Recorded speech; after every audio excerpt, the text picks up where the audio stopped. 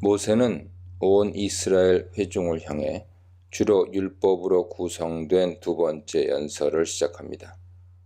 이제 그가 선포하는 규례와 법도를 그들은 신중히 듣고 배우며 지켜야 합니다. 듣다, 배우다, 지켜 행하다는 사람의 학습 과정의 규범이기도 하죠. 이것들이 모두 명령으로 주어집니다. 들으라, 배우라, 지켜 행하라. 특히 서두에 들으라 하는 것은 이후로도 신명기에서 반복적으로 등장하는 강한 순종을 요구하는 명령입니다. 모세는 시내산 아래에서 하나님과 맺은 언약을 상기시키면서 이 율법 강론을 시작하죠. 하나님께서는 호렙산에서 그들과 언약을 맺으셨습니다.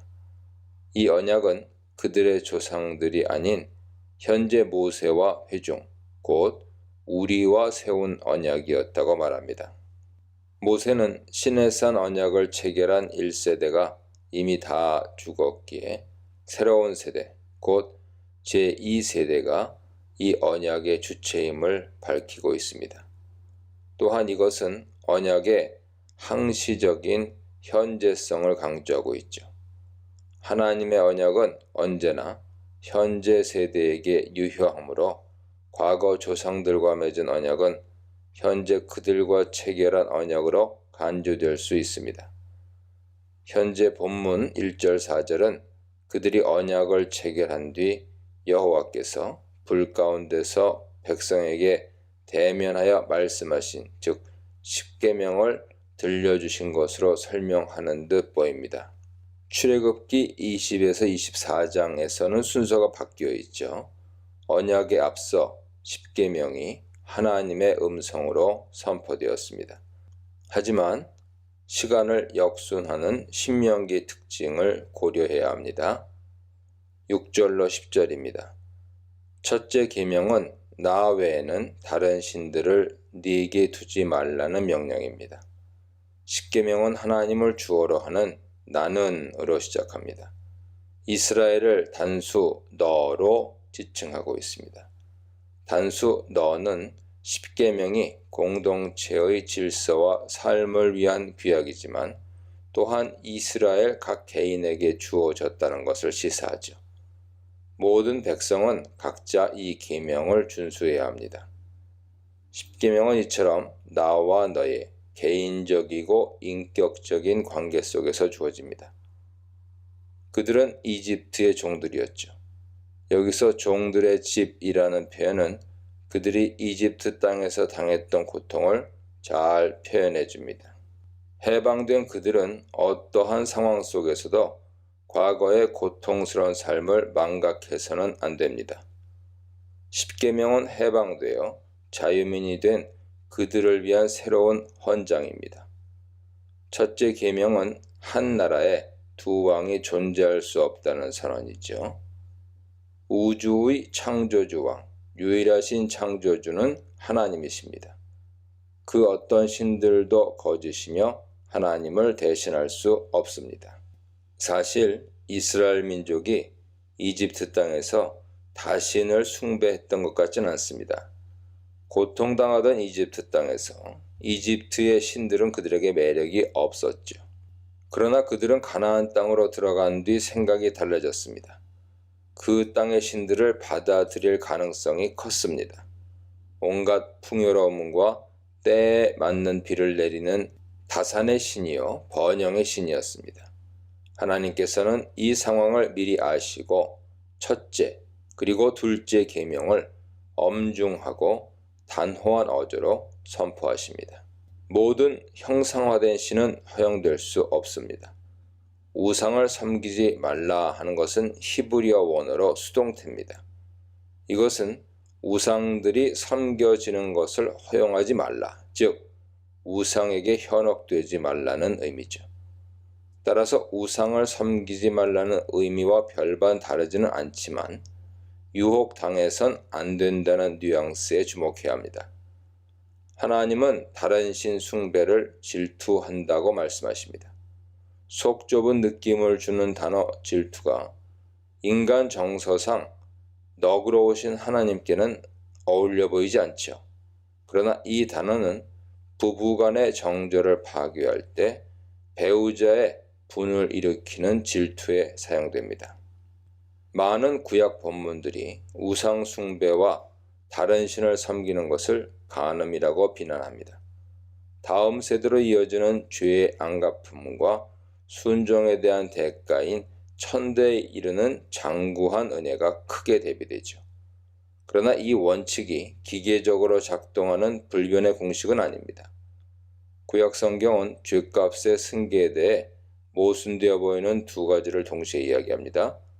먼저 아버지의 죄의 대가인 징벌이 자동적으로 후손에게 가해지지 않는다는 명제가 나타납니다. 죄의 공동책임 원리가 때로 적용되지 않는다는 이야기죠. 각 사람은 각자의 죄로 망합니다.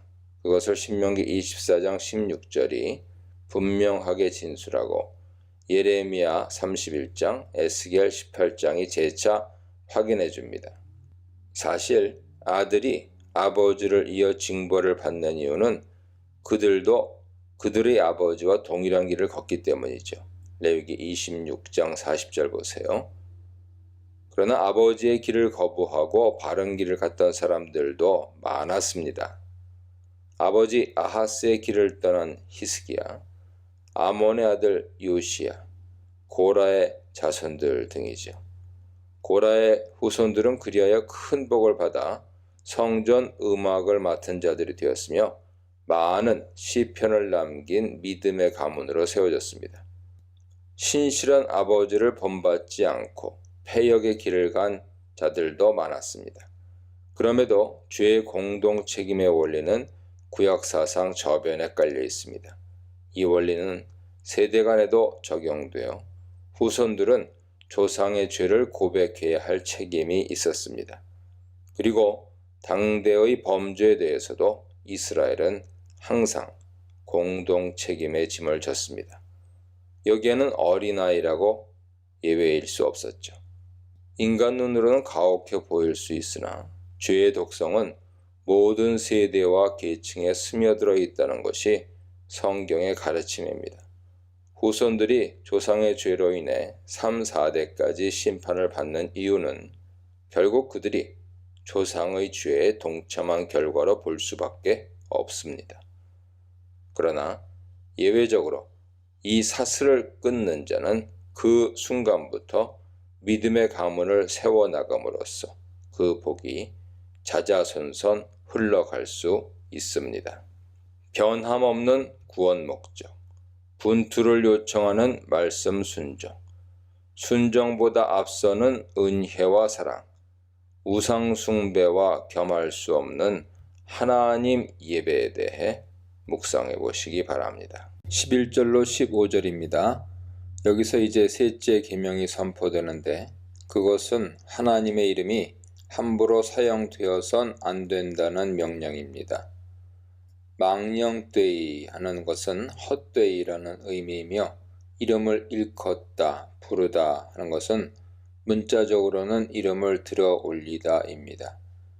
여호와의 이름을 들어 올리다는 특히 맹세, 예언, 기도에서 여호와의 이름을 입술에 갖다 붙이는 행위를 지시할 수 있습니다. 헛된 목적으로 그런 행위를 해서는 안 됩니다.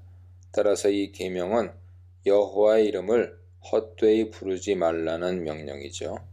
하나님의 이름을 특히 맹세와 서약에서 경솔히 사용하거나 사악한 목적으로 악용하는 것을 금하고 있습니다. 이것은 하나님의 이름을 멋대로 부른다는 의미도 가능할 수 있습니다. 여기는 어쩌면 그분의 이름을 모독하고 저주하는 것도 포함될 수 있을 것입니다. 레위기 24장 10절 이하에서는 그런 사례가 나오죠. 이집트인 아버지와 이스라엘인 어머니 사이에서 태어난 어떤 혼혈인이 하나님의 이름을 저주하고 모독하는 신성모독죄를 범합니다. 그는 하나님 명령으로 백성들에 의해 투석형으로 죽음의 징벌을 받았습니다. 제4계명인 안식일 준수 계명은 이중적인 명령으로 강조되고 있습니다. 그날을 잘 지키고 그날을 거룩하게 해야 합니다. 여호와의 안식일은 안식일의 주인이 여호와이심을 분명하게 말해주죠. 신약에서 예수님께서 인자는 안식일의 주인이니라고 말씀하시는데 이는 그분이 하나님이심을 시사합니다.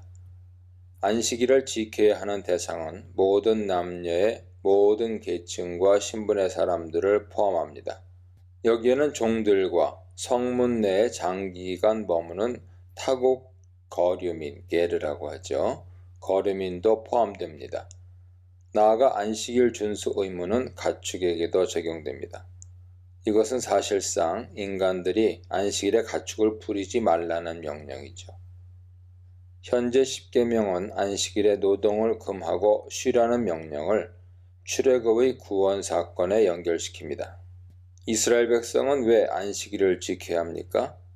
그들은 자신들이 이집트 땅에서 쉼을 얻지 못하고 학대 속에서 중노동에 시달린 노예였음을 기억해야 합니다.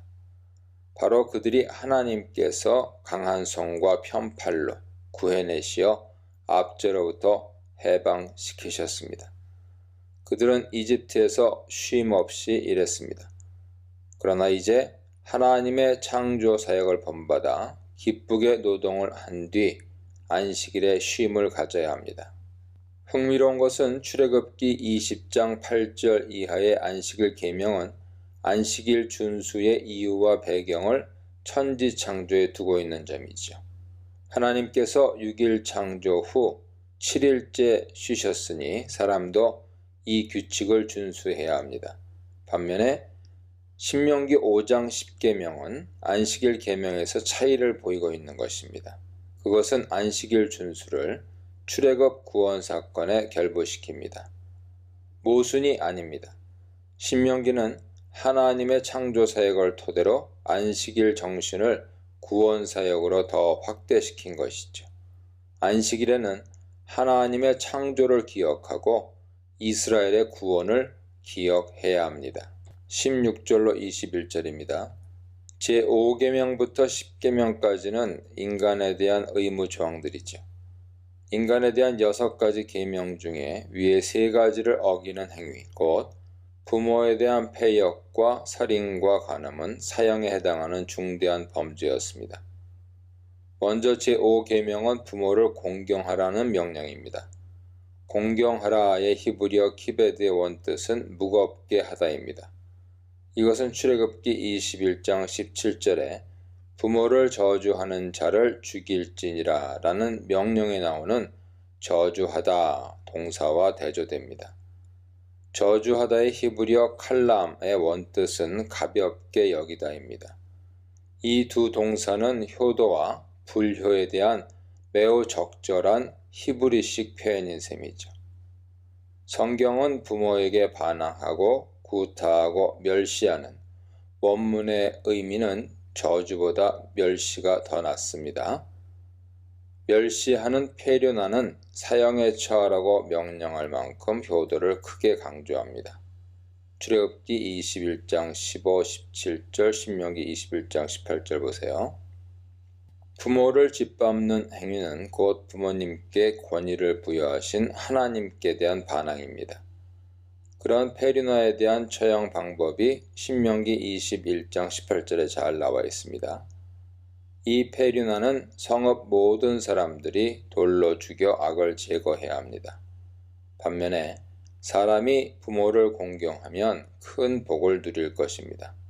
이것은 장수의 복인데 단순히 물리적으로 긴 수명만이 아닌 번영을 누리는 장수를 보장합니다. 살인에 사용된 동사 라짜흐는 고의적, 비고의적 살인 모두에 사용 가능하지만 도피성을 통한 면책이 가능했던 과실치사가 아닌 고살이나 모살의 경우입니다. 교묘한 모살이거나 분노를 품고 죽인 고살은 용서의 기회가 주어지지 않았습니다. 우발적으로 사람을 죽이는 경우는 예외적으로 도피성으로 피신이 가능했죠.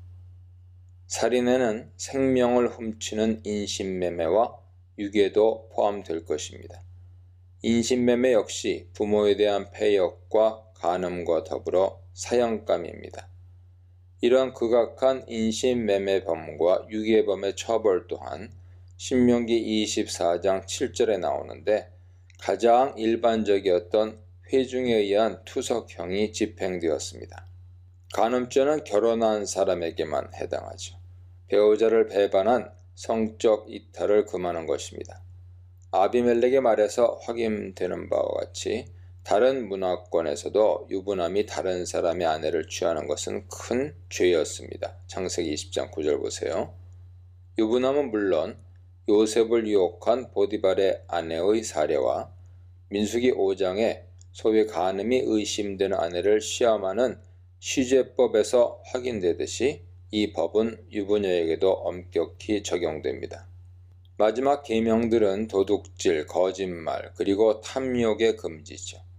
도둑질과 거짓말은 인간 사회에서 가장 흔한 범죄 행위일 것입니다. 이런 행위들은 사형에 처할 만큼은 아니지만 공동체를 분열시키고 와해시키는 중대한 범죄 행위죠. 율법은 절도죄를 범한 도둑은 원금의 서너 배를 더하여 즉 총 4~5배를 배상하도록 명령합니다. 출애굽기 22장 1절 보세요. 거짓말은 예를 들어 사실을 왜곡하여 소문을 퍼뜨리거나 위증을 하는 경우 또는 자신의 이익을 위해 물건을 줍고도 사실을 부인하고 거짓 맹세를 하는 행위입니다. 레위기 6장 3절 보세요. 특히 신명기 19장 19절에서 보겠지만 재판정에서의 위증은 심각히 다뤄졌습니다. 마지막 탐심을 품지 말라는 계명입니다. 탐심의 금지 대상들이 목록으로 나열됩니다. 이웃의 아내, 집, 밭과 종들, 가축과 모든 재산입니다. 그 욕심이 도둑질과 강도질, 간통으로 이어질 것입니다. 탐욕은 약간 난해한 문제를 내포하죠. 이것은 어떤 행동에 대한 금지가 아니라 내적인 생각에 대한 금지입니다. 그렇다면 이 내적 생각을 어떻게 통제하고 처벌할 수 있었을까요? 분명 이 계명이 주어진 이유는 히브리식 사고에서 생각은 행동으로 이어지는 법이기 때문일 것입니다. 창세기 2장 3장에서 탐욕은 실천으로 옮겨졌습니다. 70인역은 현재의 탐내지 말라를 우크 에피투메세이로 번역했습니다. 이 동사에서 나온 동사인 에피투미아, 이것이 욕심 뜻이 되면서 야고보서는 욕심이 죄를 잉태한다고 경고하고 있습니다. 이것은 마음의 생각이 실천으로 이어진다는 사실을 분명히 확인해 주죠. 따라서 사람은 탐심과 탐욕을 품어서는 안 되며 탐심은 심지어 우상 숭배입니다. 누가복음 12장 15절, 골로새서 3장 5절 보세요.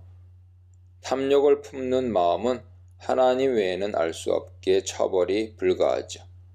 물론 이 탐욕의 죄를 처벌하기 위해 하나님이 직접 개입하실 수도 있었을 것입니다. 하지만 이 마지막 계명의 취지는 행동으로 이어질 수밖에 없는 내적 충동을 사전에 막으려는 예방 목적에 있다고 간주해야 할 것입니다. 지켜야 할 여호와의 이름, 구원의 목적인 안식, 약속이 있는 계명, 부모 공경, 언약을 이루는 이웃 사랑에 대해 묵상해 보시기 바랍니다. 22절로 24절입니다. 이 모든 말씀, 십계명이 선포되었습니다.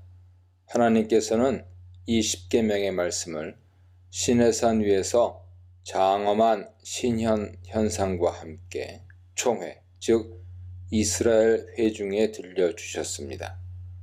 불과 구름, 흑암 속에서 큰 음성이 백성들의 귀에 들린 것이죠. 큰 음성은 인간의 목소리로 낼 수 없는 두려움을 자아내는 위험찬 소리였을 것입니다. 구름, 아난과 흑암, 아라펠은 별개로 볼 것이 아니고 하나의 현상에 대한 설명이 분명합니다. 이것은 출애굽기 19장 9절에 있듯이 빽빽한 구름이 낀 어두운 상태입니다. 여기서 구름은 무엇을 의미하고 어떤 기능을 했을까요? 분명히 구름은 하나님의 현현에 동반되는 가장 흔한 현상으로 하나님의 장엄하심을 현시했습니다. 그러나 구름은 분명 그 이상의 기능이 있었습니다. 구름이 하나님께서 좌정하신 자리를 빽빽하게 가리는 이유는 자신의 압도적인 영광의 발현을 제한하기 위함이 분명합니다. 구름은 신적 위엄과 영광을 나타냄으로써 백성을 인도함과 동시에 광야의 성막 위에 임할 때는 뜨거운 햇볕을 차단하여 백성들에게 시원한 그늘을 제공해 주었습니다.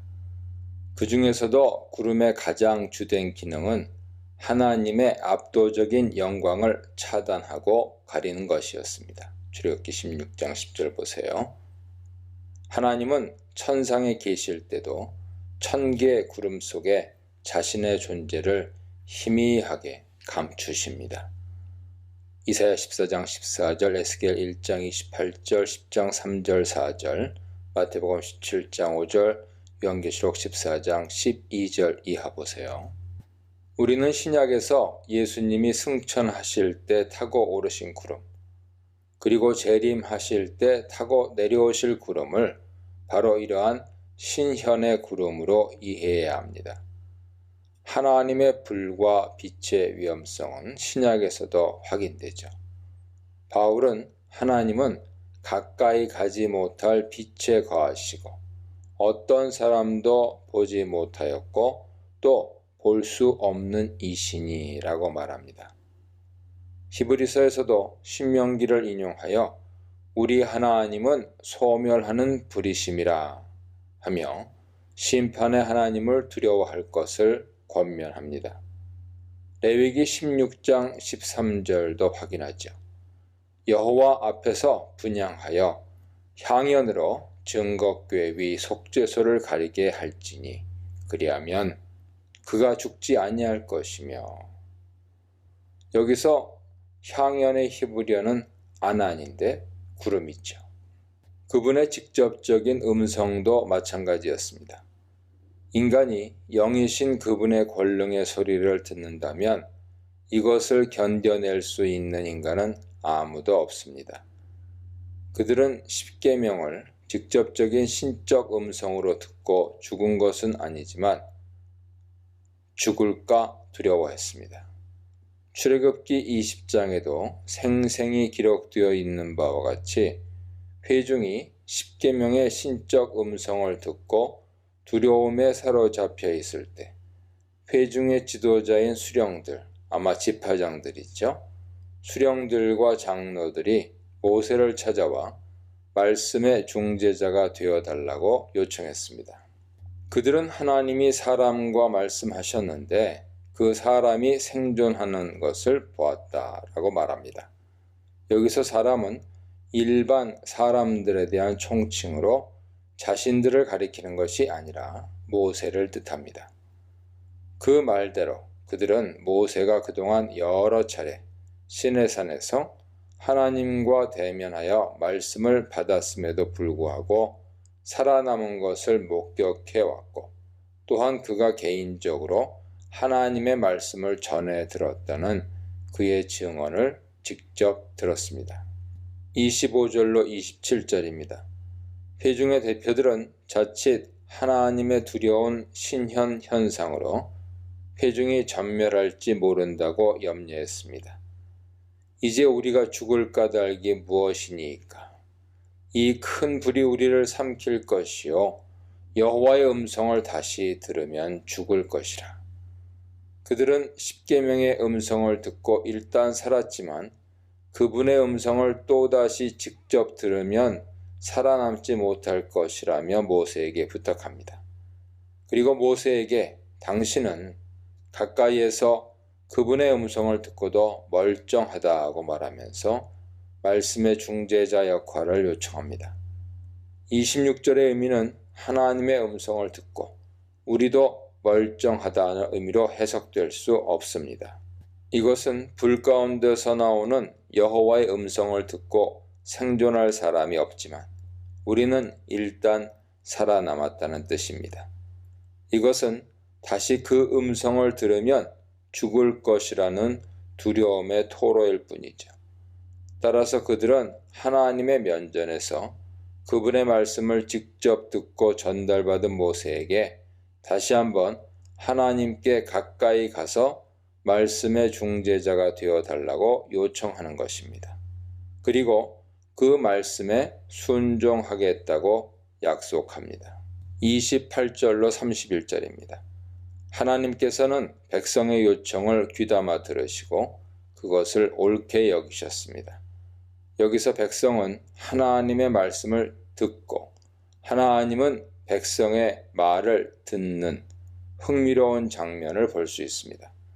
하나님은 이와 같이 백성에게 말씀만 하시는 것이 아니라 백성의 말, 즉 그들의 기도를 들으시는 분입니다.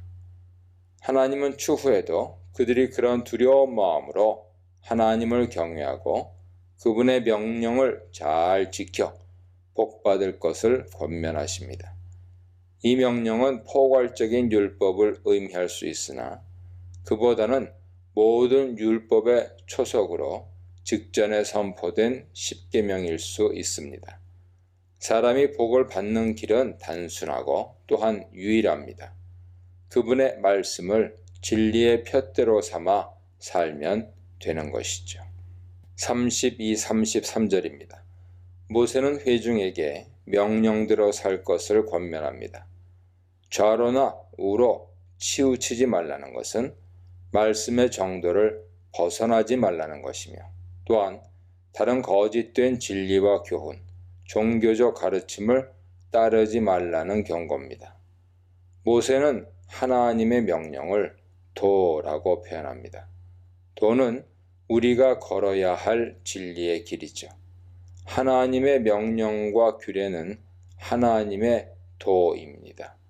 예수께서는 또한 나는 길이요 진리요 생명이라 하셨으며 요한복음은 예수님이 하나님의 말씀 도라고 선언합니다. 이런 연관성은 예수님이 하나님이심을 시사하고 있죠. 그들이 이 도를 따라 행한다면 생명을 얻을 것이고 복을 누릴 것이며 그 땅에서도 여러 세대를 이어서 생존하며 장수할 것입니다. 여기서 앞서 출애굽기와 신명기에 모순되어 보이는 문제 하나를 더 생각해 보아야 됩니다.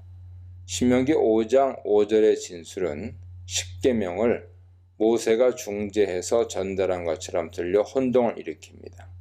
다음과 같은 다양한 견해들이 있는데요. 어떤 사람들은 백성들이 직접 음성으로 십계명을 들었으나 하나님과 간격이 멀어 뚜렷하게 음성을 듣지 못해 모세가 다시 하나님께 가까이 가서 십계명을 전해 들은 뒤 백성에게 반포했다고 설명합니다. 이 경우 전능하신 하나님께서 음성을 크게 바라지 못하셨다는 이상한 결론에 도달하게 되죠. 다른 이들은 이런 차이를 그저 전승의 차이나 자료의 차이로 받아들이고 논쟁을 끝냅니다. 한편 탈무드 주석은 절충안을 내놓는데요. 1인칭이 사용되는 처음 두 계명은 직접적인 음성으로 전달되었고 나머지 8개 계명은 모세의 중재를 통해 전달되었다는 것입니다. 모세가 내가 너희 중간에 서서 전했다고 하는 진술은 실제로 그렇게 했다는 의미가 아니라 모세의 의도였을 뿐이고 하나님이 그것을 허락하지 않아 백성들이 직접 십계명을 음성으로 듣게 되었다는 설명이 가능합니다. 이런 견해들은 모두 출애굽기 진술뿐 아니라 이어지는 5장 22절 이후 신명기 진술과도 맞지 않습니다. 신명기 역시 출애굽기와 동일한 순서로 구름과 불 가운데서 하나님이 음성으로 십계명을 말씀하신 뒤 두 돌판에 기록해서 모세에게 전달했다고 말하고 있기 때문이죠. 따라서 4절과 5절은 십계명이 직접 직접적인 음성을 통해 반포된 것과 이에 두려움을 느낀 백성의 부탁으로 이루어진 모세의 중재로 반포된 것을 서론적으로 요약하고 있다고 보아야 합니다. 시내산 언약 체결 당시 앞서 살핀 대로 그들은 하나님의 말씀을 그분과 대면하여 직접적인 음성으로 들었습니다. 생명과 자유의 원리 10계명, 두려움과 떨림의 대상 하나님, 항상 지속해야 할 일, 순종에 대해 묵상해 보시기 바랍니다.